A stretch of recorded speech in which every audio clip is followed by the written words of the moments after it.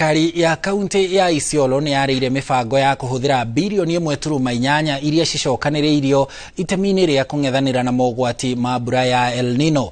Ũtongoria wa kaũntĩ ugĩte hathara ya mbura ĩno nĩ yanjĩtie kuonekana gĩkĩro na ũguo mabatie kũhanyũka gũteithũra arĩa marĩ ũgwati-inĩ.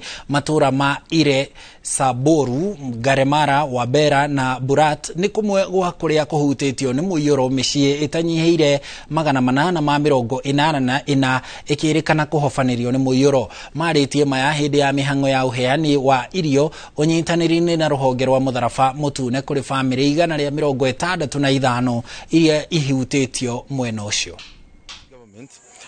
When we had our contingency plan for El Nino, it was around 1.8 billion. But now, you know, El Nino doesn't only affect the people, it affects the roads. The roads will be, you know, people will be, it will be impossible to pass. The road will be affected. Hospitals, now those source of water pans, and even the water balls, all of them they are affected. All need to be repaired. So as a government, after the advice of the national government that the El Nino is not there, we shelved the plan. But I promise and I assure you that from now henceforth we'll start implementing the plan. Mito yote imefurika na hakuna mtu pengine anaweza pata nafasi hata kwenda town. Kwa hivyo tungeomba tu wafadhili wengine pia wajitokeze, tuweze kusaidia ile familia ambayo imebaki, kwa sababu wale tumewasaidia ni only 100 families. Na ukiangalia katika pengine ile data imepeanwa, kuna watu wengi ambao wameweza kuafektiwa sana.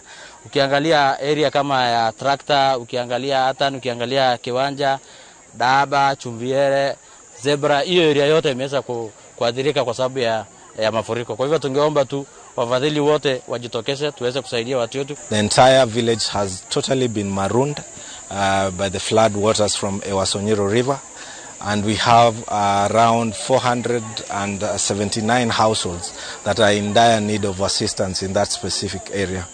This was the area that was first hit, that is why we are here.